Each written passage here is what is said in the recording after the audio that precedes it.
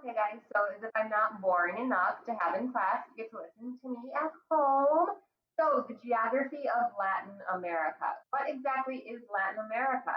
It includes all of South America and then certain sections of North America, specifically Mexico, Central America, and the Caribbean islands. Those areas, and it's kind of an easy way to differentiate, are the Spanish speaking areas of North America. So the Spanish speaking areas of North America are part of Latin America, and then all of South America. Because of the range that this area covers on the globe as far as distance from the equator, the climate can be significantly different from the north to the south. There's also different variations of forests and mountains, and you've got the Amazon rainforest in there. So you see a bunch of different stuff throughout Latin America. All right, in class, the kids had to guess which one of these it is. Obviously, we can't do that quite as interactively here, but this is going to be Mexico here. And then this is Central America. These are the countries of Central America, which is part of North America. And then we have the islands of the Caribbean. So this is where you're going to see Hispaniola, which includes Haiti and the Dominican Republic, the Bahamas, Cuba, that type of stuff. And then you're going to see South America and the countries that are included there. All right, largest countries by area. This picture here shows the largest countries in South America by area. However, when you include all of Latin America, you also have to include Mexico. So that becomes the third largest. The rest of them are pretty small as far as the Caribbean islands and Central America are concerned. But Brazil is very large. As a matter of fact, it is 3 times larger than the next largest country in Latin America, which is Argentina. All right, the landforms of Latin America, the one of the biggest ones we're going to talk about are the Andes Mountains here, and they are along the west coast of South America. They are located only in South America. I'm not sure if you realize that that's a hint, but they are located only in South America. Right, other landforms in Latin America, they have some really high mountainous hilly areas. Venezuela, for instance, has some beautiful scenery. There you go. And then we have the different river systems. So in Central America and the Caribbean, they kind of lack a river system. However, they are bordered by water on every side. That's ocean water though, so that's salt water. It's not exactly the same as a river system, but they do have at least access for trading and stuff like that. The river systems of Latin America, we have the Amazon River, which runs west to east for 4,000 miles. However, it is not the longest river in the world. That title belongs to the Nile. And the start of the Amazon River is in the Andes Mountains.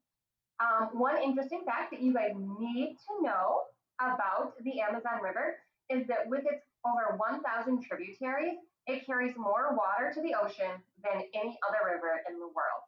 So more water goes to the ocean thanks to the Amazon River than any other ocean. All right, the islands of Latin America, those were first discovered by Christopher Columbus. Obviously, there were already people living there when he discovered them. However, when he did make his very famous voyage looking for the east, he did discover, the islands of Latin America. So that's the Bahamas. That's those really little ones right south of Florida. And that also includes Cuba. And then we have the Greater Antilles, which are the larger islands like Cuba, Jamaica, Hispaniola, Puerto Rico, and then the Lesser Antilles, which is southeast of Puerto Rico. When we talk about Hispaniola, that's actually one island, but 2 countries on one island. So we have Haiti and the Dominican Republic. Both make up the island of Hispaniola. So 1 island, 2 different countries. When we look here, we can see all those different islands in perspective. So we have the Greater Antilles here, the Lesser Antilles here, which are to the south, and then we have the Bahama Islands up here. All right, there are many different resources in Latin America, gold, silver, mines diamine is a really big thing. When you see the word gems, that means like rubies and garnet and all those types of things. So like think of birthstones. That's what I always think of when I think of gems.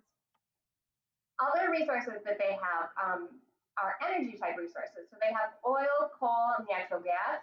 You have to remember that they have that Amazon River, which is a huge base for hydroelectricity in Latin America.